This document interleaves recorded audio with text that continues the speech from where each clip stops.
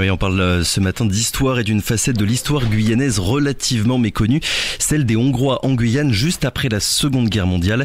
Et durant 2 ans, de 1949 à 1951, plus de 200 personnes d'Europe de l'Est sont arrivées en Guyane à Saint-Jean-du-Maroni, majoritairement des Hongrois donc et des Polonais, mais aussi des Tchèques ou des Roumains. Objectif à l'époque du gouvernement français, faire venir en Guyane une main-d'œuvre extérieure quelques années seulement après la départementalisation. Pour en parler, Monika Kajrowski est notre invitée ce matin. Bonjour. Bonjour. Et merci d'avoir accepté notre invitation. Vous êtes chercheuse à la faculté des lettres de l'université de Szeged en Hongrie et vous êtes en Guyane en ce moment donc pour notamment une conférence que vous avez donnée la semaine dernière à l'université et pour aussi approfondir et continuer, on va dire, vos recherches sur le sujet puisque vous êtes en 2e année de doctorat. Déjà, avant d'entrer dans le cœur du sujet, comment est-ce que vous avez mis la main, entre guillemets, sur ce sujet-là? Pourquoi et comment est-ce que vous vous y êtes intéressé? Alors, moi, j'ai fait mes études en histoire et ça m'intéressait beaucoup à la colonisation française. Et après, plus particulièrement, l'histoire des territoires d'outre-mer. Et en fait, il y a un autre étudiant ici à Saint-Jean qui s'appelle Daniel Jiménez. Et quand je réfléchissais de faire des études doctorales, il nous a contactés en Hongrie pour dire que voilà, il a trouvé des documents concernant les Hongrois et est-ce qu'il y a quelqu'un qui est intéressé par ce sujet. Et alors, on a commencé à échanger des lettres et tout. Ça fait déjà 3 ans, je pense, qu'on a commencé. Et voilà, après, j'ai postulé à l'école doctorale et maintenant, c'est mon sujet de recherche. Et donc là, en ce moment, vous êtes en Guyane pour aller collecter directement peut-être des documents que vous ne pourriez pas trouver depuis la Hongrie? Oui, ça aussi.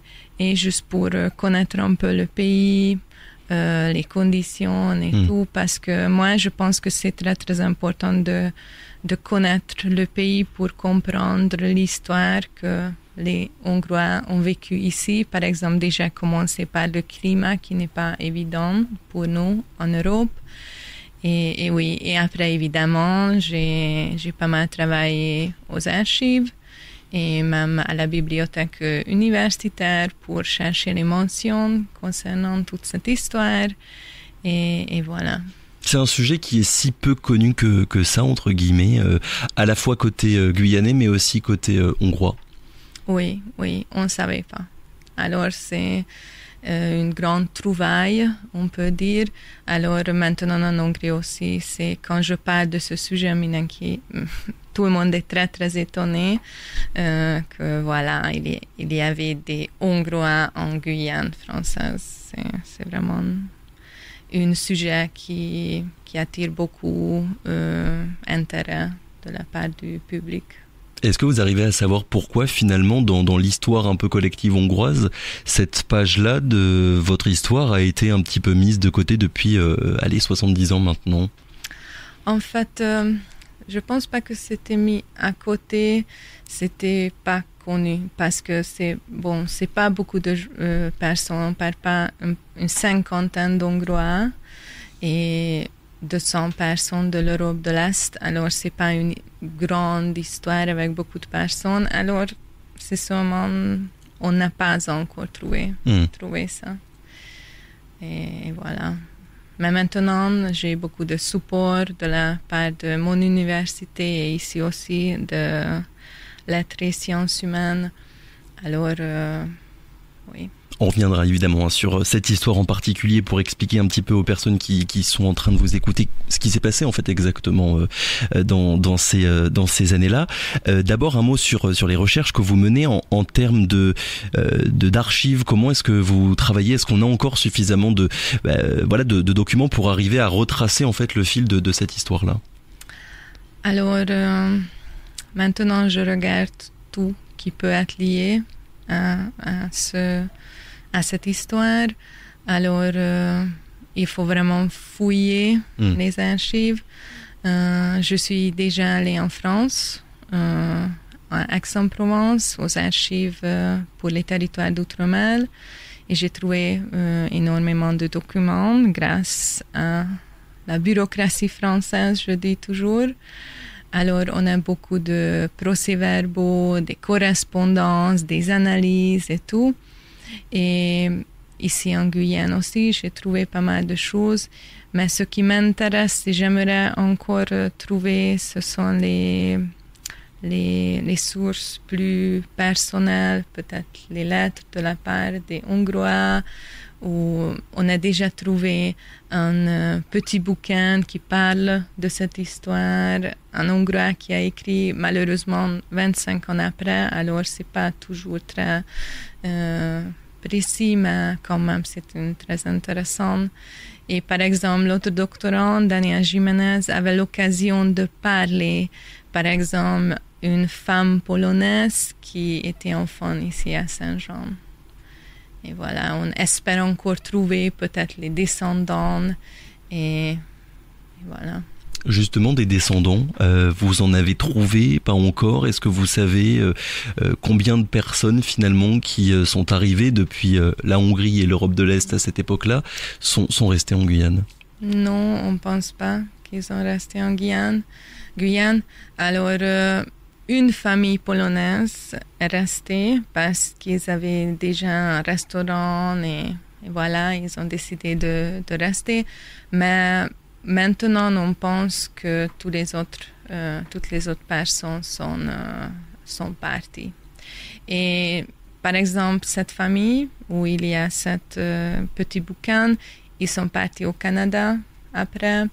J'ai déjà quelques pistes qu'il y a les gens qui sont partis au Brésil, mais comme je suis en deuxième année, j'ai encore beaucoup de choses à faire et c'est un de mes objectifs de chercher le parcours le plus possible. Oui, le parcours personnel et individuel finalement de toutes ces personnes-là et mettre des noms aussi finalement sur les chiffres qu'on a donnés tout à l'heure. Je crois que vous avez commencé, vous êtes arrivé à recenser à peu près une cinquantaine, c'est ça, de noms de Hongrois qui sont arrivés en Guyane? Oui. Alors, on va revenir au tout début de cette histoire. J'ai l'impression en fait qu'il y a deux dates, enfin deux événements à mettre en avant pour expliquer cette immigration hongroise. C'est d'abord la fin du bagne, donc le manque de main d'œuvre en Guyane et la France mettra du coup en place une politique de peuplement de la Guyane. Ça c'est le premier point. Et le deuxième point, c'est la fin de la guerre. On l'a dit, on est en 1949 avec des réfugiés d'Europe de l'Est. C'est vraiment la combinaison de ces deux événements-là, ces deux aspects-là qui sont à l'origine de ce qui s'est passé. Oui, parce qu'en fait, après la Seconde Guerre mondiale, il y avait des camps de réfugiés en Allemagne et les pays adhérents, alors les Alliés, avaient l'obligation d'accueillir ces gens, ces réfugiés. Et alors, c'était d'un côté, pour la France aussi, elle avait cette obligation et l'autre côté, c'était ça, la fermeture des bagnes et qu'il y avait déjà une infrastructure à Saint-Jean, les bâtiments et tout. Et l'idée, c'était utiliser cette infrastructure existante pour ces gens venus de l'Europe de l'Est. Donc ça veut dire qu'avant d'arriver en Guyane, avant de venir en Guyane, ils étaient dans des camps de réfugiés, de prisonniers? Oui, non, de réfugiés. Réfugiés. De réfugiés, oui, c'est bien ça. Oui. Et est-ce qu'on en sait un peu plus finalement sur voilà les raisons en fait pour lesquelles elles ont accepté de venir en Guyane? On ne sait pas encore. On a quelques descriptions. Évidemment, c'était pas un pays très attirant pour les immigrants parce que tout le monde préférait partir aux États-Unis ou au Canada ou en Australie. Alors, c'est ça aussi que je veux élaborer un peu parce qu'ils écrivent qu'ils n'avaient pas le choix. Une écrit que c'était le seul bateau qui les acceptait avec un enfant moins de 6 ans, mais on ne pense pas que c'est vrai. Alors oui, c'est une question que j'espère si je retrouve les traces, le parcours des Hongrois, je peux avoir plus de réponses. Oui, parce qu'on parle d'hommes, de femmes et d'enfants, en fait. Oui, c'est une centaine de familles qui sont arrivées. Oui, oui, oui. Alors, on n'arrive jamais aux centaines parce qu'ils arrêtent d'envoyer les personnes. Alors, c'est vraiment ces 207 personnes. Alors, c'est quelques familles. Et c'était quoi exactement leur situation en Hongrie, Guyane ou pas Guyane? Ça, du coup, c'est un autre sujet, mais les raisons pour lesquelles, finalement, elles ont eu envie de partir, est-ce qu'on arrive un petit peu à cerner cet aspect-là des choses? En fait, je pense pas qu'on doit chercher des raisons très particulières. On est après 2 guerres. Il y a beaucoup d'incertitudes en Hongrie. Il y avait une occupation allemande pendant la Seconde Guerre mondiale. Après, c'était les Soviétiques qui nous a libérés et on ne savait pas vraiment qu'est-ce qui va se passer. Alors, moi, franchement, je pense que c'est déjà assez de raisons pour une émigration. Mais bon, peut-être on va trouver quelque chose de plus précis, mais on ne pense pas qu'il y a des grandes histoires parce que, par exemple, pour être accepté dans un camp de réfugiés, ces personnes sont vérifiées, il y a une sorte de scanning, alors on ne pense pas que, par exemple, ils ont enfui de quelque chose qu'ils ont fait. C'était vraiment les réfugiés de la guerre. Donc ils arrivent en Guyane, à Saint-Jean. Pourquoi là en particulier et pour faire quoi? C'était quoi leur mission entre guillemets? Qu'est-ce que la France a voulu faire en envoyant du coup toutes ces personnes à Saint-Jean, qui avait été un des sièges, on le rappelle évidemment, du bagne de la Guyane? Alors, une des raisons c'était ça. L'infrastructure déjà existait. Et l'autre idée c'était créer un centre d'accueil pour les immigrants. Alors c'était un projet pour long terme et voilà, c'était l'idée qu'il y aurait un camp là-bas où les immigrés peuvent acclimatiser, s'habituer un peu, oui, et après ils ont voulu développer l'agriculture avec ces gens. Évidemment, ils ont cherché les gens avec les professions un peu plus précis, les menuisiers, les maçons, etc. Alors, l'idée, c'était créer un autre centre, pas que Cayenne, mais une autre partie du pays. Donc en fait, la seule raison, entre guillemets, de la France, c'était de dire, on a une infrastructure maintenant qui est vide dans l'Ouest, vu que le bagne a fermé, autant en faire quelque chose. Il y a des réfugiés hongrois qui pourraient venir, donc on va potentiellement les envoyer là-bas. Économiquement, j'ai envie de dire, il n'y avait pas plus de réflexion finalement de la part du gouvernement français? En fait, par exemple, si la France invite ces gens ici, il y avait une organisation internationale pour les réfugiés, oui, qui participait par exemple dans le coût de voyage. Alors, c'était déjà un intérêt en plus pour la France utiliser ces personnes déplacées. Parce que voilà, ça coûtait déjà moins cher. Une fois sur place, on sait quoi de leur vie exactement? Une fois à Saint-Jean? Surtout le premier convoi qui avait une situation assez difficile parce que les bâtiments étaient abandonnés pendant quelques ans. Alors le travail était vraiment nettoyer le lieu, mise en place un peu des choses et tout. Et voilà, après, ils ont travaillé, ils ont essayé de cultiver un petit jardin. Il y avait des travaux aussi, alors ils pouvaient gagner de l'argent. Et voilà, il y avait les événements sportifs et tout. Alors, vraiment une vie de communauté oui, là-bas. Oui, ils restaient entre eux. Oui, oui. Qu'est-ce qui s'est passé? Parce que on l'a dit, du coup, ça commence en 1949, donc fin juillet 1949 jusqu'à 1951, c'est seulement 2 ans. Et l'organisme qui s'occupait de ce plan de peuplement, donc le BIPIG, le Bureau d'installation des personnes immigrées en Guyane, il disparaît quelques années après, en 1958. Pour quelle raison? Alors, on ne peut pas aller à peu près 10 ans, on peut dire. Alors, on pense que ça c'était un projet ambitieux, mais c'était lancé un peu trop tôt, prématurément. Alors, il a manqué d'organisation Et voilà, c'est pour ça que à la fin, ça n'a pas vraiment marché. Parce que déjà, la première année, il y avait beaucoup de personnes qui sont parties, par exemple, à Cayenne, et après, ils ont quitté le pays.